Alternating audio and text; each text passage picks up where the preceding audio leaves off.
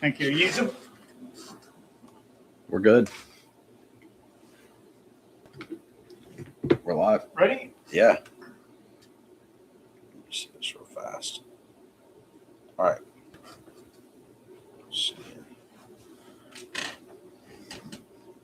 All right. What's up, everyone? I'm Heath Ham, and this is my dad, Steve Ham. He's reading his Facebook, but No, I was reading questions for this interview. we're just gonna have a sit-down conversation about Tulsa Jazz today, and the story of just having him tell his music story. So, where did it all start? Talk about it. Let me make sure. Hello. Check. 1, 2. Check. All right. No, let's do it one more time. All right. How's it going, everyone? Heath Ham. And this is my dad, Steve Ham, and we're going to talk about his music career starting in Sapulpa, Oklahoma, in 1956. How did you get started in music? That's 1956 when I was born. I went to my brother's band concert when he was in the 5th grade and I was in the 3rd grade. It was in the spring, and we all went, family, mom and pop and granny. The whole gym floor was packed with band. That's about it. I said, I want to do that, man. So I joined the band. Anyhow, fast forward my senior year of high school. Maybe a couple of years before that, I discovered Bob Wills one week, and the next week I discovered Lis Armstrong. That's what I really liked. Both of those guys. I used to go to hear Johnny Lee Wills at the fair and all that stuff when I was in high school and college. And Where? What fair? Tulsa State Fair. They played various places around town. I can't remember all the places, but those guys they finally recognized me after a few times because I was young. Everybody else was, my age now, 60s, 70s. I remember Curly walked by and said, "Hello, young man." And I kind of ducked my head and said, "Hey." So they were my heroes. I was afraid of them. Fast forward, their bandmate a few years later. It was cool. That's cool. Yeah, they were, I call them jazz players with cowboy hats. That's what Johnny Lee Wills' band was. Swinging dog, man. I don't even need to ask you any more questions. You can just keep going on from there. Well, Johnny Lee Wills' band it cooked. It was greasy. And it had great players in it. A lot of the players would go to him, and then Bob would say, "Hey, John, I need a horn player. I need a fiddle player." And John would send them. And the way it worked with the Wills family, what I've been told is that Bob was the oldest. So if he needed something, the young ones, his little brothers, man, they were there to help him. Yeah. And I guess that's what it was back in those days.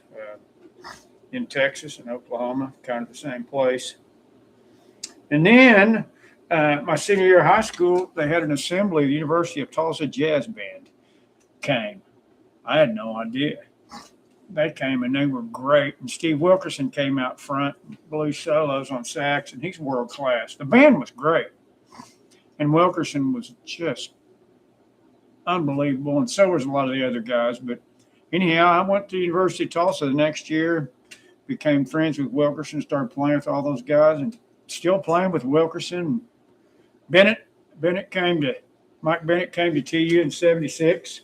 I went there in 74, and we met and started playing together. It's 2026, July 4th is tomorrow. We're playing with the Texas Playboys in Lukenbach, another long haul to play Western Swing. Great band. So when you first went to college, talk about that. Like when you went first after your high school. I mean, is there anything significant that happened in high school? Just played. I made all-state band, but that's really neither here nor there. That's a thing that gets you some attention, and you're a good player on a Friday. On Monday, they say you made all-state band, and all of a sudden you're a really good player just because they say that, which is really nonsense. But I was a good player, tuba player. Went to TU scholarship, went in for the first marching band rehearsal into the band room and practice room. There's 3 or 4 practice rooms, and trumpet players were in each one of them. And I stopped and went, "Holy smokes, I got a lot of work to do." They were really good. And I remember he kicked us off the first tune. I didn't play for 2 or 3 measures because there was giant sound. It was full of great players.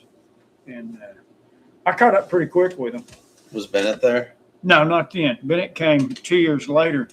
And 76 was not as good as 74 and 75. It kind of slid a little bit. But, I mean, we had Wilkerson went on to play lead alto with Stan Kenton Band, and Dean DeMeritt was playing bass. He went on to play for Sleep at the Wheel. I can't remember all the. I'm going to have to think about it. I'll get back on that. But What about Steve Smith? oh, Steve Smith came later, and he was the drummer. He's sitting right next to me. I was playing bass trombone in the jazz band. I learned how to play bass trombone to play in that band. So, like, hold on. So, how many years were you in school? 7. 7? It was standard. So, Five to get a bachelor's, 2 it's master's, because they had us playing so many things on campus. You just couldn't get through school in 4 years unless you were a genius. Obviously, I wouldn't. Well, let's like break it down, like year. Let's see, what year 1 through 4, like your bachelor's or something. What was that? What was like that like? I mean, what did you do? Did you play music out live? Played all the time with the school, and I had gigs that I went on. Where? Strip club with you? No, well, when Bennett came, our first jazz gig was at a strip club across the street at the Golden Hurricane. And I mean, these poor strippers they were all addicts.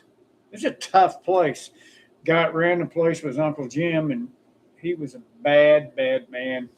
He was tough. I liked him, but he was a tough guy, and he was selling drugs out of the place. Of course, we were pretty naive. And anyhow, our first week in there. Were you playing the tuba and Bennett was playing the trumpet? Our first week in there. Were they like giving lap dances and stuff? Oh, I had them strippers sitting on Bennett's lap. He was like a real, well, he was never clean cut. Don't let anybody tell you that. But he didn't know what to do, and it was funny. First weekend, some guy got knifed in the place, and Bennett said, it's kind of scary. I said, no, it's cool. So we go back to next weekend, and this guy pulls a gun, starts shooting, and I'm telling Bennett, I look over to Bennett, tell him to go out the back door. He's already gone. And I'm behind him, and we never went back.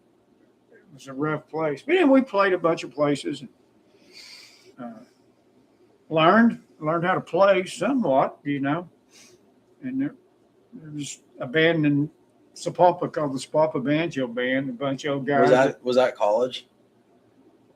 Yeah, that was college. What year? 77, probably. Like that was your first? 76, probably. 76 or 77 was our first paid gig. So you started playing in the banjo band your first year of college? No, I played it like the last part of college. Oh, yeah? After I got out of college. It was just a bunch of guys that played tunes. Talk about some of those guys. Oh, the characters. Now, Leo Cornwell was a tenor banjo player, and he was in Dallas during the Depression. He had his own band. It was a great band. He told me, I said, was the Depression tough? He said, no, man, I made so much money playing music. I heard that from a lot of different guys. Crosby said that too. I don't think Crosby was playing during the Depression. Well, he was telling me something about that, though. Maybe he was telling me about somebody who was. I don't know. Crosby knew all those guys. In fact, what a great podcast he would have been. But yeah. So Leo had this band in Dallas, and he said he had this beautiful apartment. He had a housekeeper who cleaned his house, cooked meals, and made booze for him. She made whiskey for him. And, of course, that was illegal until 1933. But Leo said he made so much money. He had a new Cadillac, and he sent bunches of money home to his parents in Sapulpa. And his band was a well-known Dallas band. And guys like Goodman, Krupa, Tommy Dorsey, they would come through Dallas when they needed a musician and pick him out of Leo's band. And Leo told me that he'd went to Chicago to hear Louis Armstrong and Jack Teagarden, and he did. And he said he wound up on break going back to meet him, and he said they smoked a little tea together. And that's back, that was in the 30s. And, of course, Armstrong Armstrong thought pot was good for your brain, like laxatives are for your stomach. Yeah. It's what he believed. And Leo told me that they would get those old guys would marijuana grew wild all over Oklahoma, Nebraska, Texas. Really? Yeah, and they would stop those guys would stop their old car and they'd go out and cut a big old bunch of marijuana and then they'd put it up on the luggage rack above their car and they'd drive, 12 hours and it would dry it out. They didn't give a shit. And they'd smoke. They'd smoke. They called it tea. Armstrong called it gauge. And there was a great story about Armstrong. And those guys were almost rolling around Texas the same time as the Wild West. Oh, it was. It was still kind of the Wild West in those days. But did Bob Wills ever like encroach any natives or anything? Like, what do you mean? It probably wasn't that long. What do you mean encroach natives? I guess that was probably after all that time in the Wild West. Like he wasn't. No, like, Bob was just good to everybody, from what I hear. No, I mean just like, out in the middle of the wilderness or something like that. Like, I guess that was probably a little bit after like that. I don't know, man. When he grew up down in he started in Cossie, Texas, and then went down by Turkey, down between the rivers is where he said he lived. And I imagine it's fairly rough. So anyway, like, we'll get to the Bob Wills stuff, but I want to go back to the Leo Cornwell and all that, like your college, right? Oh yeah, Leo. But Leo was really good tenor banjo player, and he helped me. I'd take him to gigs, and he was a good guy. They were all good guys, characters. But I learned tunes and wasn't very good, but I was working. Floyd Haynes played with us some too, and he's a big time deal in Oklahoma City now. Real good clarinet and sax player. It's kind of like a third or fourth cousin or something to us. I remember when I was a kid, like vaguely, like maybe it was the banjo band at a Drillers game. No, that was my band.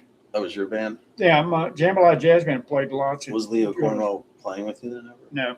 Billy Dozier played in that band. So anything else about your college was big? Oh, God. I met all kinds of famous jazz guys and got to play with them. All kinds of them. Well, who? Golly, Rich Madison, my tuba hero. Harvey Phillips, another tuba hero. He wasn't a jazz guy, but Rich Madison was. He taught at North Texas State and then went down to University of Miami. Great player. And he had a great story. He played with the Dukes of Dixieland. Really? Walked the tuba like Ray Brown did. I copied both of those guys. And anyhow, Rich Madison and the Dukes of Dixieland, they cut this album, The Dukes with Louis Armstrong. And it's one of my favorite albums. I've got the album and I've got the CD and I've got the 8-track. I think 8-track. But anyhow, Rich told me during that session, he said they were playing to a brick wall in an old building. He said it's like Lewis was entertaining thousands of people. He said it was unreal. And then he told them stories. He said one of the stories he told them was, this is great. He was in Mexico and he bought a bunch of pot, because Louis he smoked pot every day. They'd smoke on breaks. And so he bought a bunch of pot and had it in his trumpet case. And he got in line to go through the border. And he said, God dang, they were checking everything, making people take off their shoes. And Louis said, man, I just kept going back in line. I said, I'm going to lose my pot. He said he was standing there worrying and starting to sweat. He said he got tapped on the shoulder and he turned around and it was Richard Nixon. Nixon was vice president of the United States then. And Nixon played piano and he loved jazz and he loved Armstrong. And he said, Pops, man, good to see you. What's happening? And Lewis, well, man, I'm trying to go to a gig. We're going to be late for a gig if I can't get out of this line. They're taking too much time. And so they're searching everything. I'm going to be late to my gig. And Nixon said, well, what can I do for you? He said, will you carry my trumpet case across the border for me? Yeah. So Nixon carries his trumpet case full of pot. He didn't know it was full of pot, but he carried it across, and Louis went and got it and slapped him. I said, yeah, Pops, That's a true story. That's a good story. Yeah, Armstrong told that to Rich Madison. Of course, Rich is gone, but golly, that was a lot of fun. Dave Sanborn came to University of Tulsa and played with us, and me and Bennett got him jamming we're like playing Jazz Me Blues. I was playing tuba and he was playing trumpet, and Sanborn came over and started sitting in with us. And then we did the concert. I remember he played this like extended solos on this chart. We had Flintstone, great chart. It's a good chart. When he came in to rehearsal, he couldn't play it. He was exhausted. He was well in demand. And he said, I don't need to rehearse, I'll get it tonight. And he just blew his butt off. But he and our jazz band director, Ron Prudle, went to college together at Northwestern. And Ron Prudle, it was the best to me. He was my guy. He helped me and Bennett and a bunch of us idiots, just a bunch of idiots going through that school, guys that should have been in jail. He cleaned us all up and turned us into musicians. And Tulsa wouldn't have jazz, really, if it wasn't for Prudle now. All us guys and the guys younger, he did it. And he was a great jazz band director, but even a better wind ensemble guy. Good night he could get you to play. It's like you didn't want to ever make a mistake because you didn't want to let him down. Still a good friend, man. Bennett went a couple of years ago up to his cabin up in Michigan and spent 4 or 5 days with him, fished with him, ate with him, and visited. And gosh, can't say enough about him. He's a great guy. Before we move on, like to the timeline from your colleges or anything else about college, like that happened that was big. Gee, I don't know. I just met a lot of people. I mean, we can do another one of these too. Like, I made a lot of friends at TU. Hey, Dave Ennis was there. Dave Ennis was like the 5th best piano player at school, and he went on to be Restless Heart, big part of Restless Heart. And then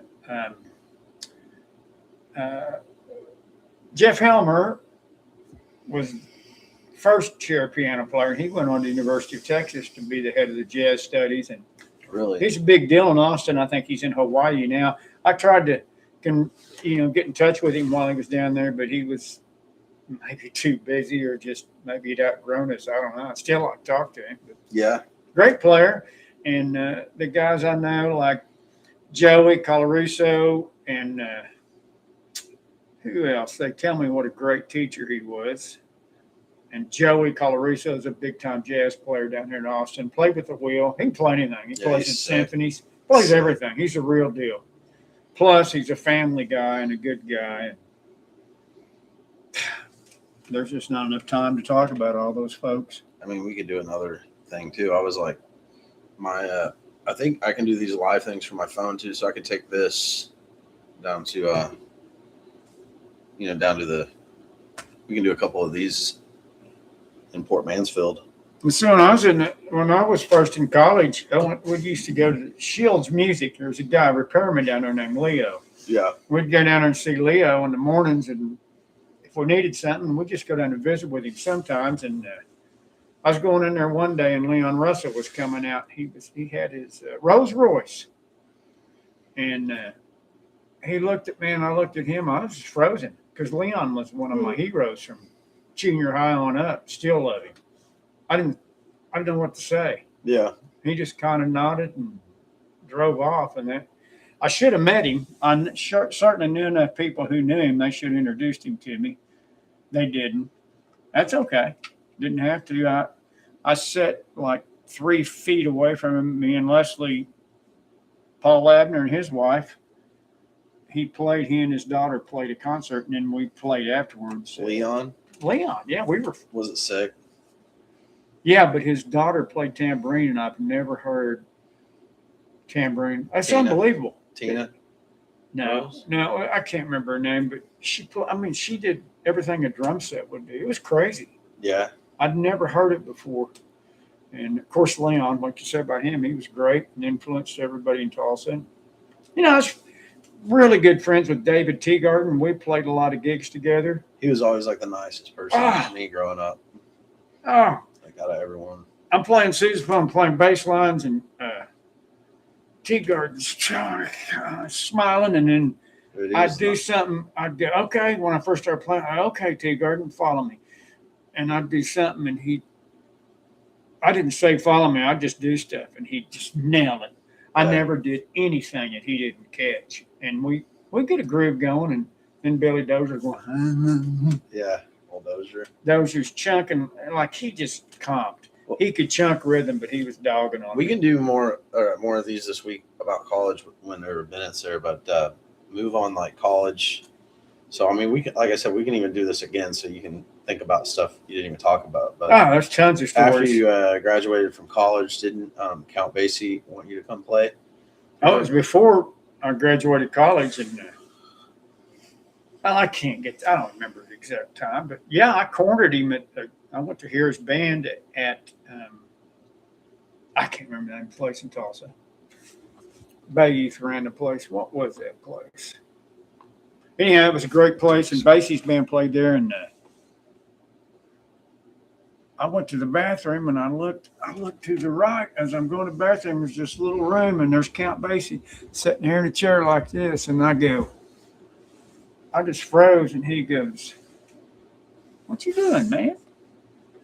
I said, "Oh my God, Count Basie by himself in the room." I said, "Can I talk to you?" Yeah. So I told him he was one of my heroes, which he still is, and how much I loved his band. And he said, and I said, I've always had a dream to play in your band. And he said, "What do you play?" I said, "Bass trombone." He said, "What could you do for me?" I said, "I put a big bottom on this band."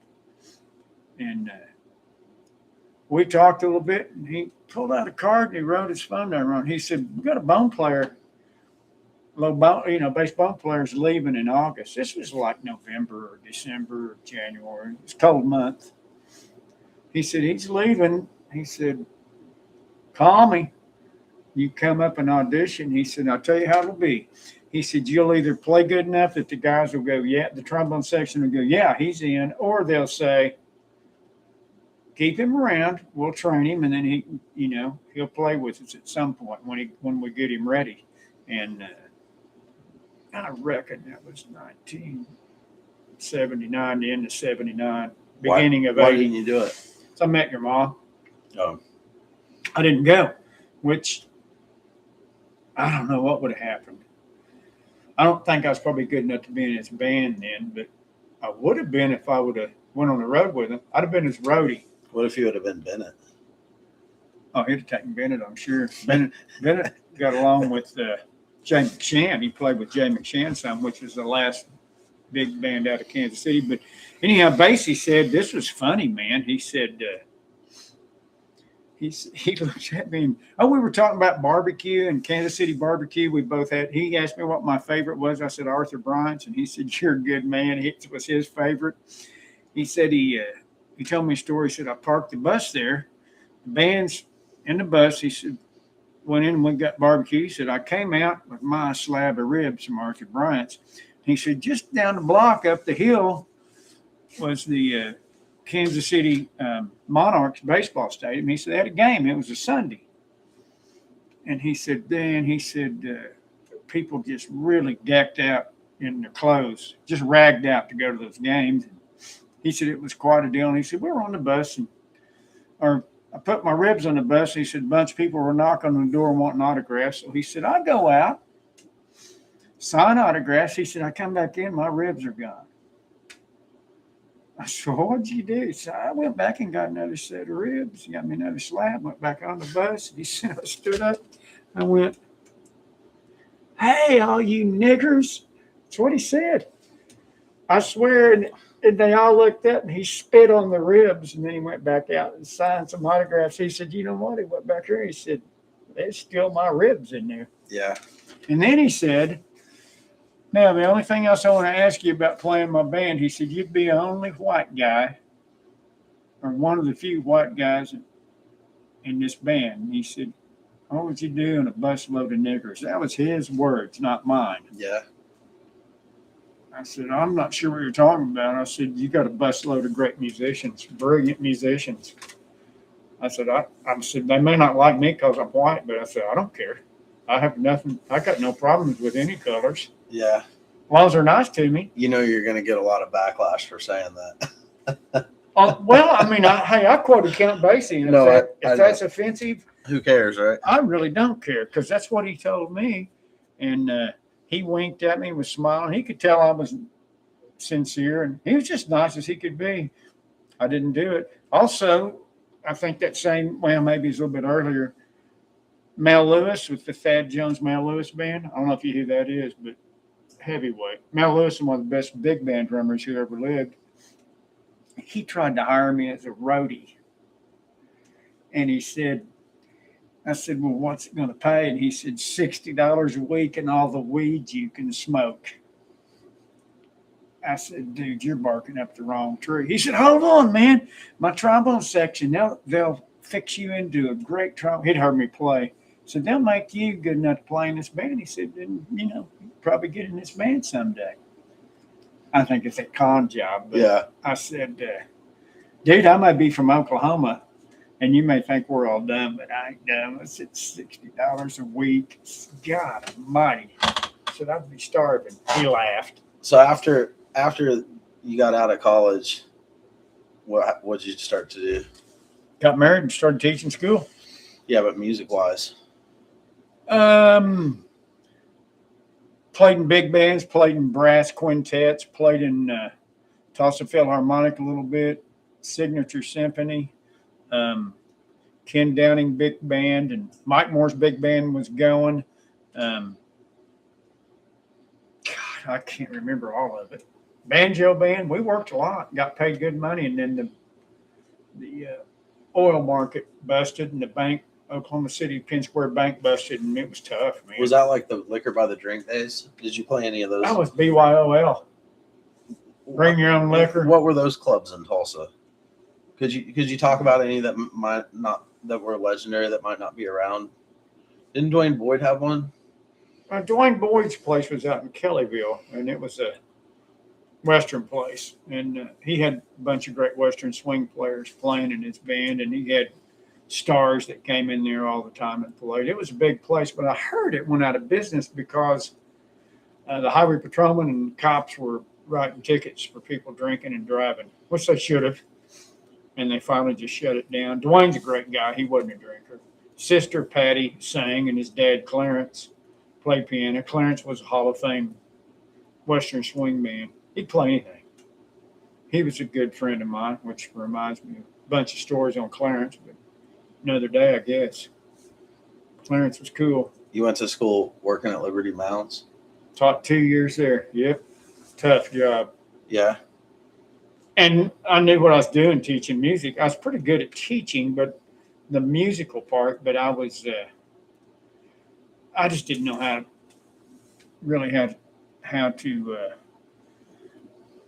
get on the kids properly. And I was hardcore, but the band got pretty good, but there were some people quit, kicked a couple of guys out. And I was young, 24 years old. I taught there 2 years, got out of there, so I didn't have to do high school. When was the time after that you started really playing with a band again?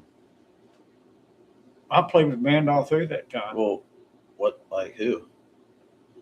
Like Mike Moore's big band was one of them. And Tell me about that. Oh, it was a band that was, sure, we shouldn't make any money, but we'd play every Sunday night at Boston Avenue Market, and it was nuts. It was just wide open, play what you want. At the end of the last time we played at the end of the night, we'd all go stand on the bar or up on top of speakers. It was just a bunch of nuts. And it was great. We had a lot of fun there. And I finally had to quit playing. I just couldn't stay out till midnight and get up in the morning and go teach. It's too much. And like I said, I played in brass quintets. I would sub for the Tulsa University Brass Quintet. When their tuba player couldn't make it, they'd call me and I'd read the job. I was a good reader. That was a blast. Played in circus bands, the symphonies, big bands, Ken Downing's, Mike Moore's, and then Bennett's band started a lot later than that, but we'd do Dixieland gigs and whatever we could do. Then started, playing with the Western swing guys. And so when did you start with that? My first real gig with them was, it was like 1993 or 92. And Roy Ferguson hired me on this band to go up to the Lazy E Arena it would be north of Oklahoma City on Highway I-35. I think it's even past Edmond. Walked in there to play, and there was like Benny Garcia was playing guitar. Eldon was playing guitar. Wait, where was Bob this? Kaiser, Lazy E Arena. 3 guitar players. I mean, fiddle players, gas. I mean, all these great players. And I knew the band. I'm scared to death. And I played the first set, and we're going off the stage to take a break. And I remember this lady came up. There's 2 or 3 people came up, and they had books. They wanted me to sign their book. I said, what do you want me to sign it? Well, because this is my first night as a Playboy, and they just got everybody's signature. As soon as I signed their book, I can't remember which 2 did it, but 2 of the Playboys grabbed each arm, and they took me down to the back of the stage and just chewed my butt off. They said, by God, you're representing Bob Wills, Texas Playboys. He said, if people ask you for an autograph, I don't care where it's at. He said, if you're in the bathroom of the latrine using the bathroom and I ask you to sign something, I said, you sign it right there. You just stop and sign. He said, you don't ever treat people like that.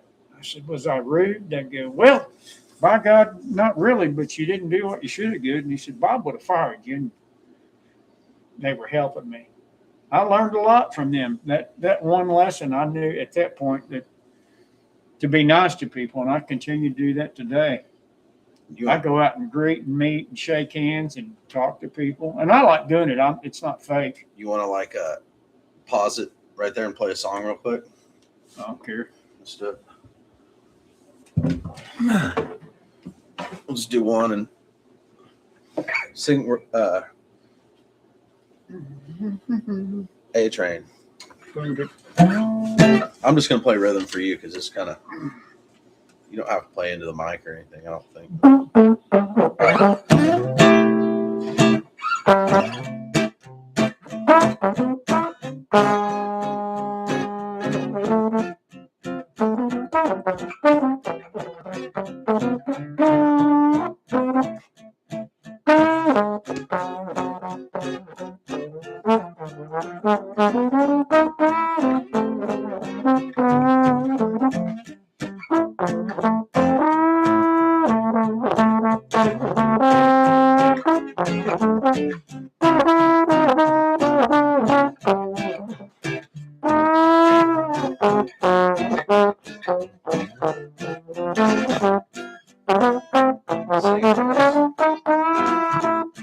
Get on board, take the A train. That's the quickest way to Sugar Hill home. Get on board the A train. Gonna go here, Duke, at the Cotton Club. Baba, dig it. Captain Calloway, he's a singing. And the Cotton Club girls, they've been singing. Let's get back on board. Take the A train back to home. Leaving Sugar Hill. Just don't play into the mic.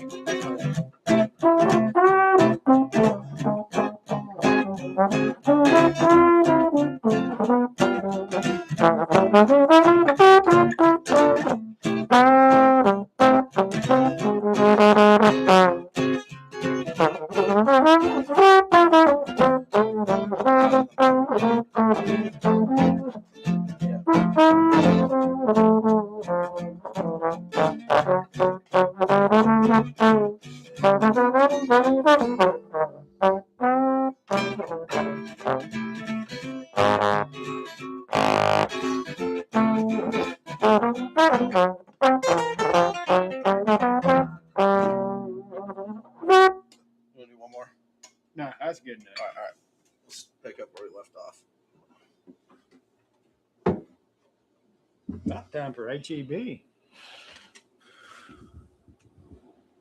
All right.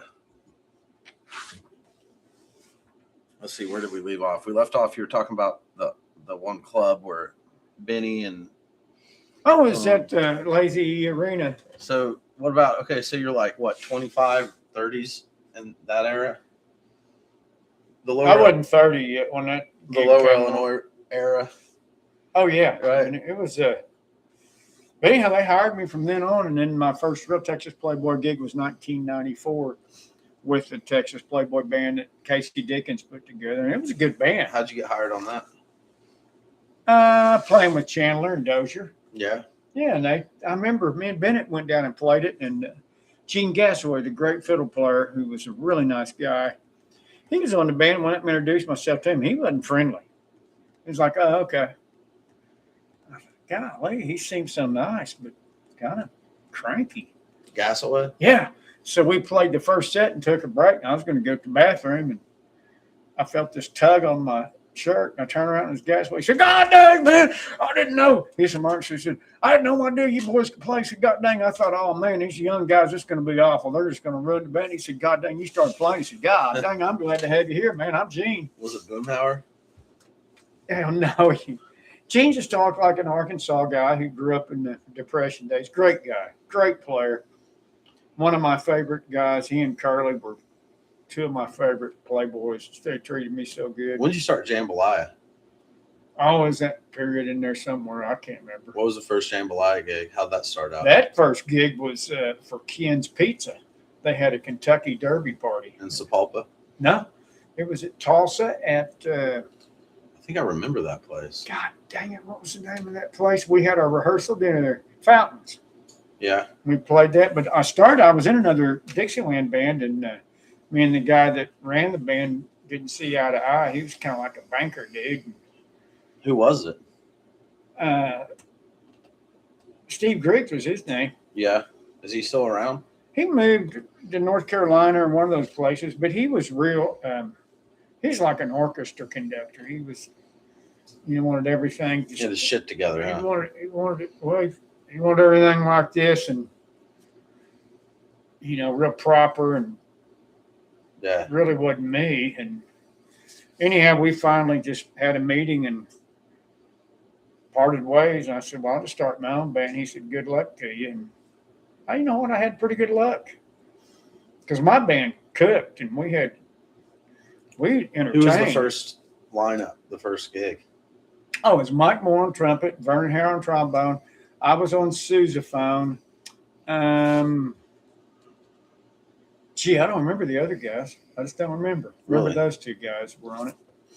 And that was a good deal because they were 6 years older than me and had been around a bunch. They helped me. Vernon really helped me on that. Was it a good show? Yeah, they liked it and got a lot of gigs. Kick-ass killer? Yeah, it was good. And, we just started playing. I was hustling gigs, and I'd hire Bennett every once in a while. He didn't play with me much because he was with Pagna. Pagna paid more, so. Who's better, you or Pagna? Pagna. But Mike Moore played with me a lot, and God, he was a great player, and he was late a lot. And Billy Dozier would say, "That boy," I'd say, "Well, Billy, I don't care." I said, "His reasons for being late are worth it." I said, "He's always got the just greatest stories why he was late." And Billy said, "Well, probably making him up." I said, "No, he's not." No, I said, "That's what we call him." And then Dozier played with him long enough. He said, "You're right." He said, "That boy," he said, "he could trip over a shoelace or something and wind up in prison." He said, "That's the thing I've ever seen." That's Zoot. He's a good guy. Yeah. And so is David. Yeah. I had a lot of guys that went through that band. Zoot's a monster. I remember playing. Great player. Me, David, and Mike Moore sitting down. I don't know. We were playing one song, and he had some history about the song or something before he started playing it.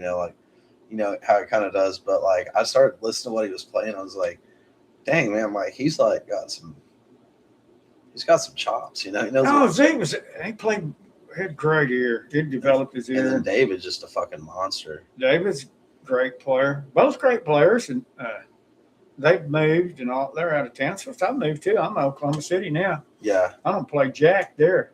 They got their own guys they play. I'm gonna start playing by myself. I remember when me and David started playing together. We used to go listen to you. Yeah. Me and your mom. Yeah, I had to have my metronome out loud on the looper track because I couldn't stay in time the whole time through the looper track for it to be. I don't know. It was probably pretty bad, but no, it wasn't bad. I thought it was pretty good. A lot better than I was when I started. We went out and just knocked on every door until we got enough gigs. After I got out of school. So it's crazy. You started playing with Zoot, and I started playing with David. Yeah, that's a two-generation thing. Yeah.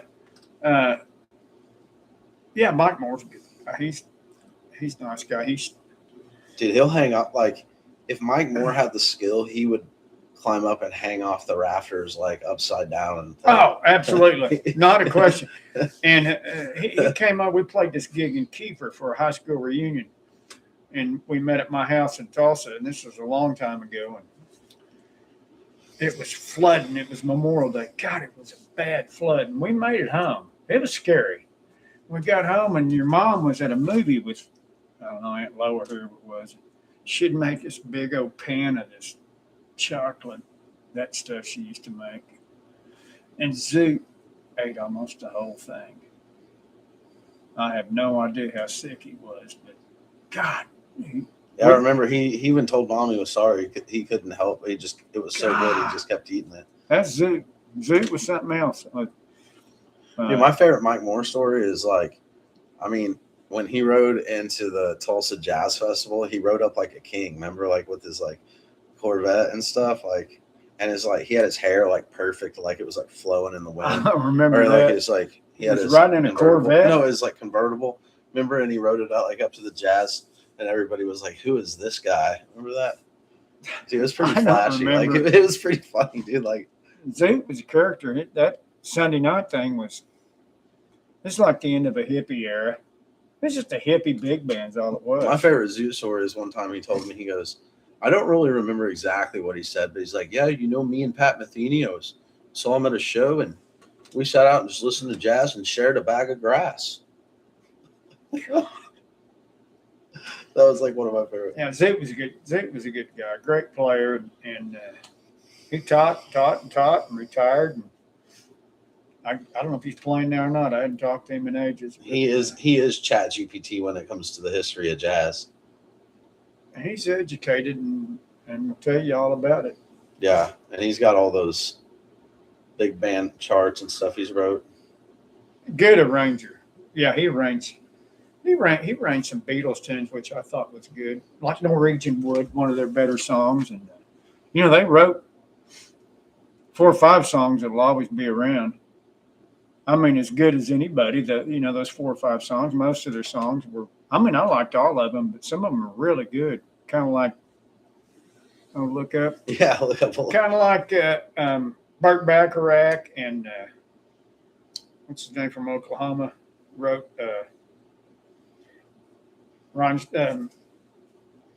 for Glenn Campbell's hits. Gosh, I can't remember his name.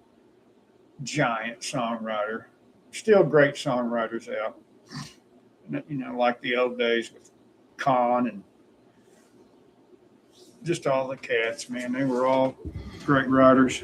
Yeah. There's some young ones that are really good, or they're old now. Jimmy, my brain gets messed up on names sometimes. Webb.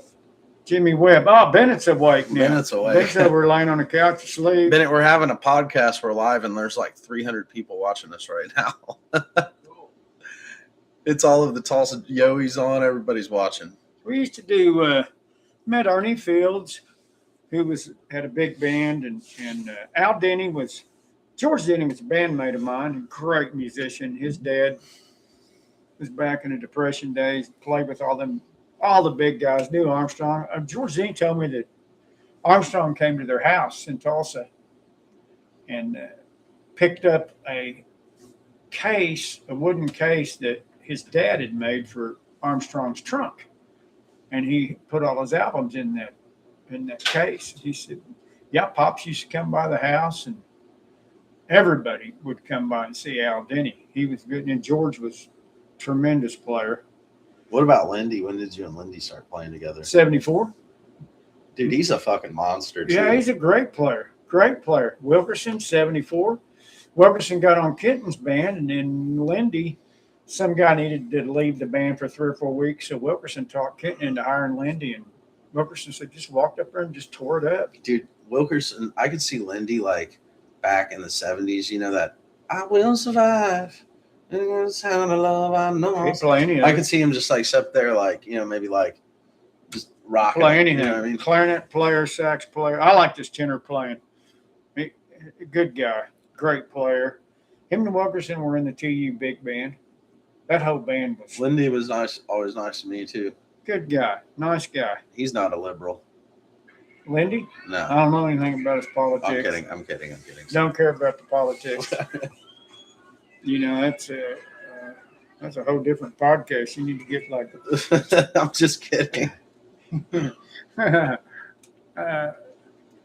Yeah, those are fun times. Me and Bennett played a lot of gigs. I remember one time he got me to ride a tricycle into the gig playing tuba. We did stuff like that a lot, crazy stuff. Back during the oil boom, we'd making great money, and then the oil stopped, and everything went bad in Oklahoma. And we went from like 200 a night to 35 a night. You know what happened? You know what everybody wants to know? Who's better, you or Bennett? Bennett. He's over it right now with his phone, probably studying about Tulsa Jazz on his phone. Probably watching the podcast. Hey, Mike. And a lot of the guys in that, some of the guys in TU Jazz band. What about Chittum? Talk about Chittum. How'd you meet him? He was on Greg's band, and he wound up playing with me and played tenor banjo, and just a really nice guy. Never met a stranger, and we played a lot of gigs together. Me and him did a duet, and we did pretty good. Das Boat. The Boat, and played a lot of gigs. S&J Oyster. Yeah, we played all over. Oh, you know who you need to talk about? The original gangster. There's A Bear's shirt, and we had lots of good gigs. Don Pugh. Pug. Yeah. Yeah, he was a great player. Old school. He's from Dodge City, Kansas. We played a lot of gigs. The nicest guy I ever met. He was the nicest one of all of them. God, what a great guy. And he nicer than Bennett. Oh yeah. Bennett couldn't even get in the same room with him. He'd probably start breaking out in hives. Oh, it's Bennett. It's sick Bennett. But Pug, we'd be playing and he'd go, Mr. Hammy, when we get to eat? He loved to eat. I said, well, we finished. We Coconut shrimp at S&J. Oh, he'd just load up. And then we'd get this bucket full of tips, and I'd go, hey, Puggy, count the tips, and I'll go get the check from Howard. And Pew would get so excited. 5, after 1, 10. I remember that. He'd be back over there in the waitress's station on that far. Remember that you walk into S&J, there was like I remember it. It was like there was a heater, and then there was that main area, and then there was a back room there where the birthday parties were. And then there was that other back room, and then there was a little office. Yeah, but that little office in the back. I always remember he was always back there. Yeah, he gets so excited counting money. He's a great guy, great player. And then when he got older and got sick, and I'm not sure I can't remember what he had. He did die but his mind was he was losing it. Yeah. Not he could talk and all that, but it would be playing a song. He can still play though, right? Yeah, it'd be just me on sousaphone, him playing clarinet, and he's playing like when Whippoorwills call, boo boo boo doo day, da da doo doo, did doo day, boo boo doo doo doo. He just changed songs. Really? And he'd change keys with I the do song. that. I do that now sometimes. And I had to go with him, and it helped my ear a lot. Really? We had a good act, and yeah, I miss him. There's a couple people I remember. Let me see. Like, I was going to ask you about, what was her name? Kelly, right? She used to sing for you. Oh, Kelly was Dozer's neighbor. She sang with us for a little while. Yeah. Then she was taking my band away from me. Yeah, she was starting to book my band without asking me, and so I got rid of her. Yeah, I mean, you got to kind of do that. I remember she was entertaining though. Oh, great entertainer. I dug her, but I'm not giving her my business up to her. Got rid of her, and she didn't do much after that. Yeah. And Dozier got that started, but I remember Kelly. I hadn't thought about her in years. She's nice. Just wanted the business. That's music, man. People take, you play a gig, people pass their cards out on your gig. And I had a trumpet player do that, and I just tell him, I said, how come you're handing out your cards? He said, guy wanted the card for me. I said, you know better than that, right? He goes, well, no, not really. I said, well, I'll never hire you again, so now you've learned. Said, When did you do meet that." Tony Yowie?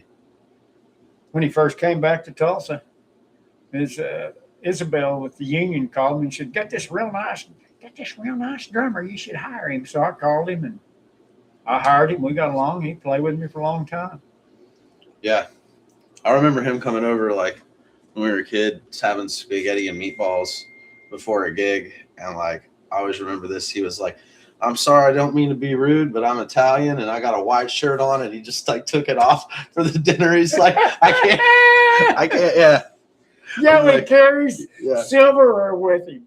And when he goes to a restaurant, they have, place to eat and they got plastic silverware. He pulls his silverware out. I started doing it. It's a good move. Dude, there's a few Yowie moments that ring out to me. One is like the Italian greeting when him and Ragazzi saw each other in the middle of the my restaurant. God. It was like when they like saw each other there, it was like a show. Paisan. But yeah. They start talking. They Yeah. grew up together down in Oh, Hartshorn. yeah.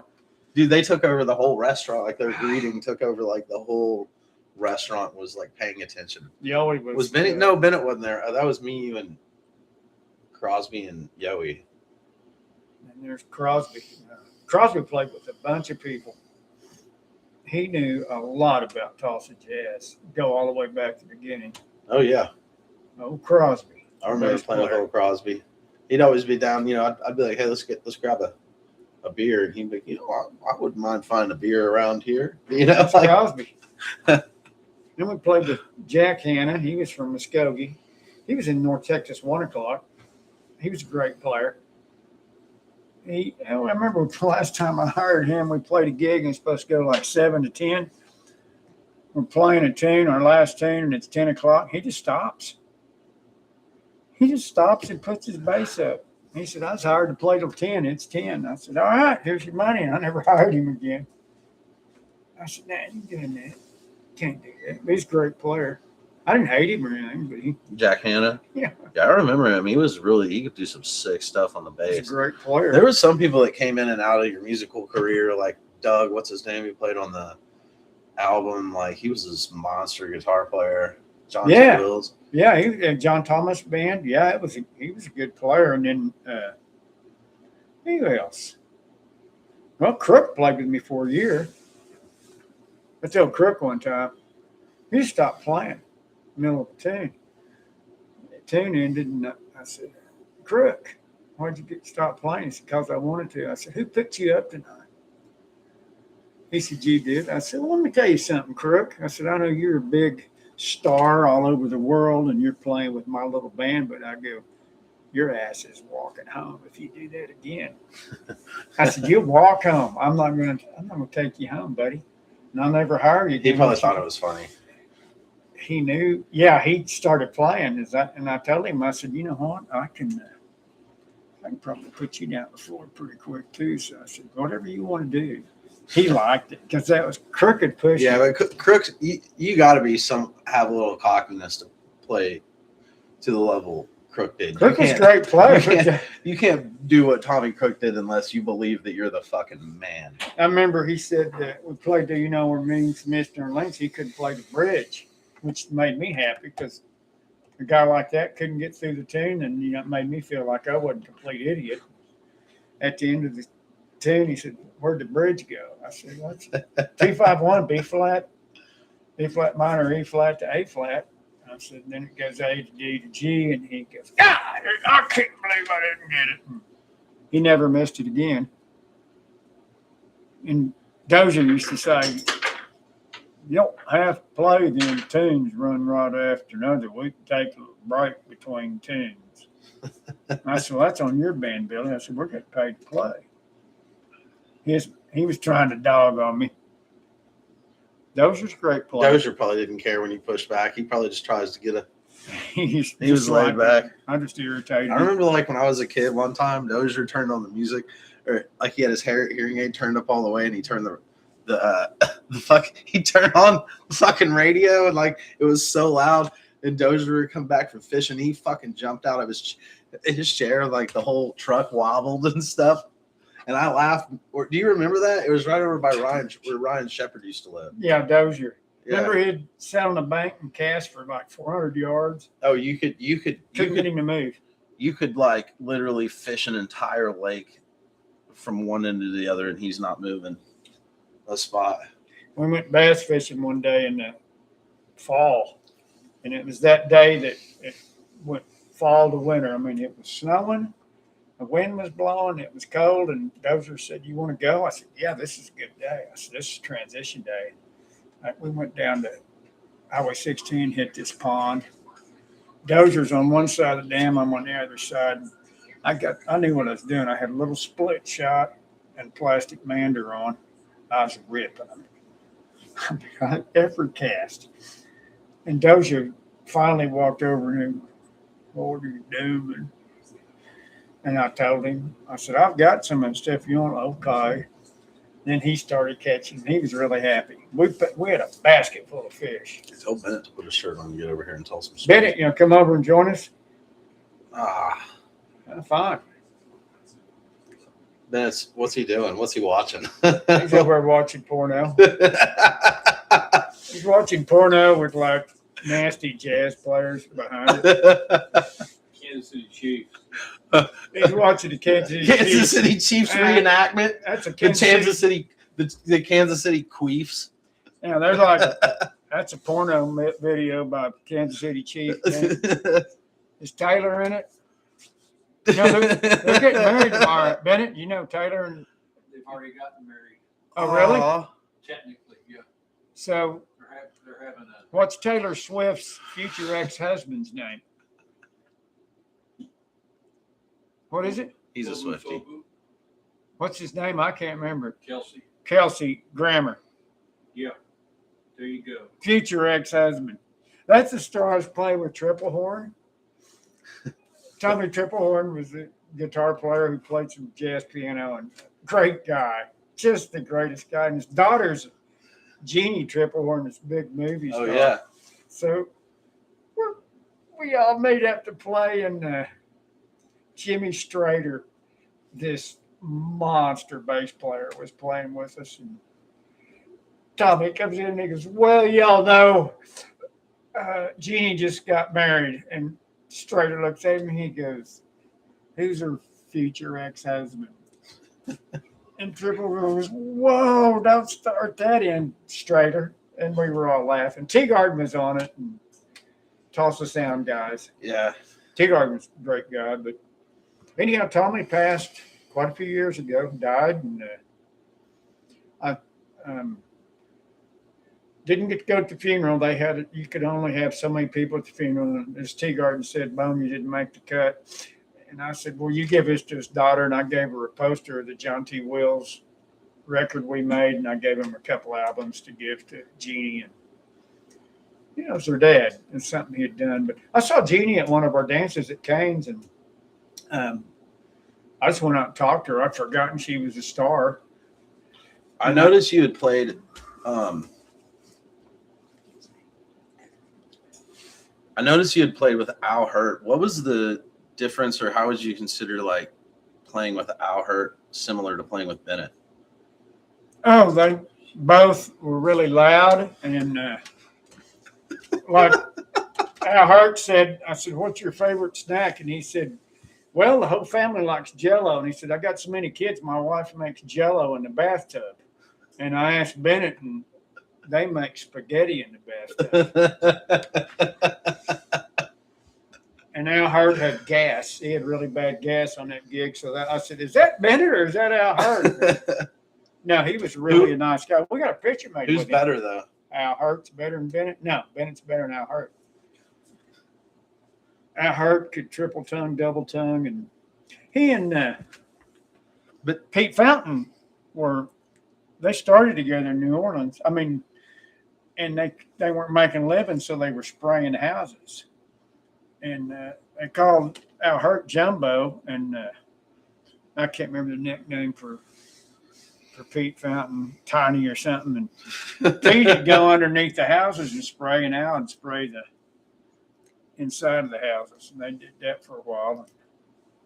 Cooking boys. Man, I want to get you, Bennett, and Wooly together talking. That'd be a fun, just to have, 3.5 hours. As long as you've got one of those little things that you press down when there's something nasty said because Bennett's going to be on it. It'd be like, Bennett, tell us about how you first started playing something. Well, I first started playing it.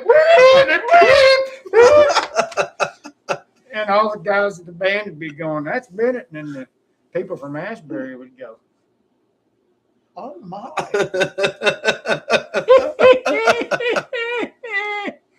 Me, I've got a bad reputation. You know, nobody really cares. Yeah, Ham's worthless. What are you? Just an old boy from Chisholm Trail, or what? I mean, I had a little house on Chisholm Trail. Now I'm in the middle of Oklahoma City. I'm not sure what I think about living in the city. I've always lived out, but Piedmont's a good place. I enjoyed Piedmont. I stepped outside my front porch, big old meadows out there, and lots of songbirds. Oklahoma City, you wake up to the trash truck, you know. Sometimes I go out in the front lawn and wait on them with my horn, and when they pull up. I mean, this is crazy. I haven't even thought. We've been an hour. I haven't even thought past your 30s. Oh, we got to stop. No, we can't stop. We got to go to HEB. It's 9:00. We got to go HEB and get a watermelon. That's all that matters. Just a few more minutes. We've been talking about. Okay, well, let's wrap it up. So you played with me on albums with me, and we played lots of gigs together. Actually, you're a better musician than I am, no question. That is true. Better ear, the whole bit, and now you're playing. And now my mom would have really loved it. She never really got to hear me play with the bands. Whose son am I? Whose real son am I really though? Like Bennett, Bennett, or Rodney Lay. We can't get Rodney Lay to do a DNA test, so we'll never know. It's Bennett. There's another guy that needs to be talked about, Rodney. Dude, there's nothing like him.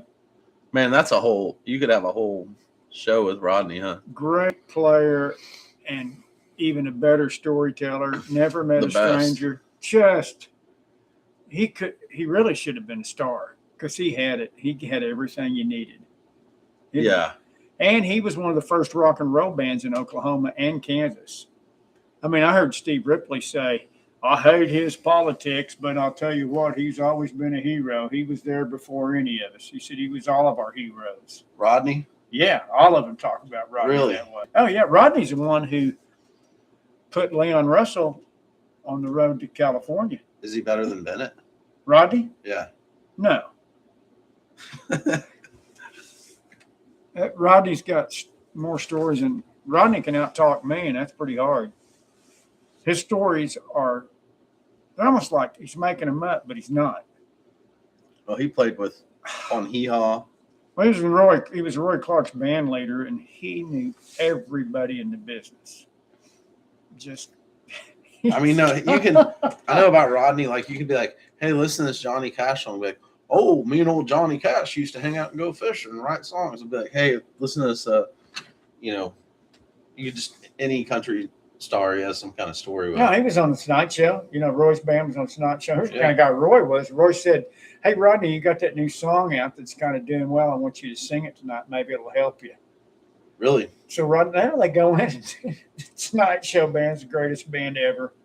I think it's the greatest bunch of I've ever seen a band like that play anything. And Doc Severn said, "Rodney, this is your song?" He said, "Yes, sir." He said, "Do you want to conduct the band?" And Rodney goes, "I believe I'll pass." He said, "Stand up in front of that band. That's all you got to do is just kick it. You don't have to direct that band. Kick it and then end it. That's it. Everything else is good." But he did. He said he was nervous, sang his song, and went to Russia with Roy. He went all over the world. Dude, I have an idea. Stay right there. What are you doing? Just stay right there. Keep talking. Well, nothing to talk to about right now. We got to go get a watermelon. Talk about this. Let's go get a watermelon at HEB. HEB is a grocery store chain in Texas. It's the best place I've ever been, grocery-wise.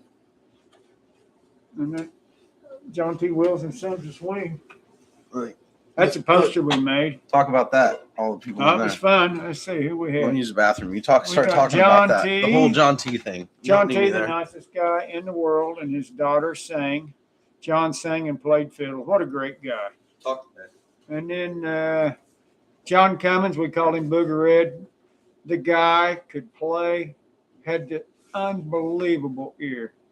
Man, his dad was Shore Cummins, who had the Caravan Ballroom where Bennett played, and I'd sit in. And Doug Simpson, guitar player, his stepdad, was steel player with Johnny Lee. Talk a little louder. Wills, and I can't remember his name. Gary Sullivan, drummer. He sure liked playing on the cymbal. What is it? Nothing. Oh, little Amos Hedrick, great fiddle player. He's gone. Bennett, Hood. That's another story. Chittum playing banjo. He's gone. Triple Horn was playing piano. He's gone. Kaiser, all-world guitar player. He's gone. And then Shelby Eicher, one of the nicest people I know in the business, a really good player. He was on it. And then Bagsby played steel, and Bagsby passed not too long ago, last year. Hey, That's the band. So we got. Let's how play many one. people are gone on this? 1, 2. There's 3. 5 guys on this recording are dead. Amos is gone. Chittum's gone. Triple Horn's gone. Kaiser's gone. Bagsby. And I believe the rest of us are still drawing air. Yeah. Yeah, it was a recording. We did it really quickly, and it's a good recording. Hey, let's play one more, and then we can take off the next one. The next one. Yeah, if anybody's still listening, you need to go to a psychiatrist or something. Yeah.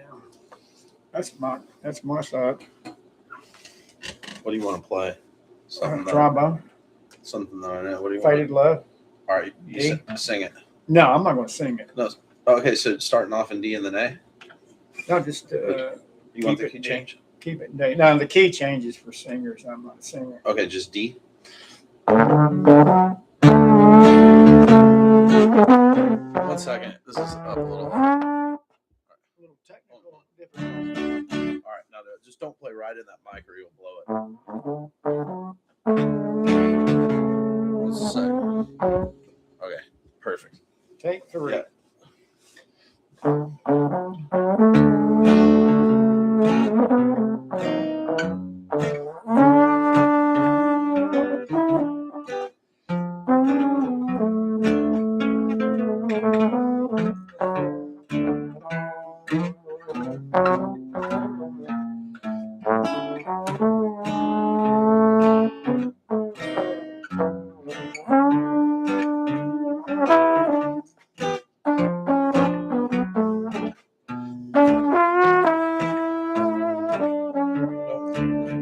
It's breaking up because you're right in the mic.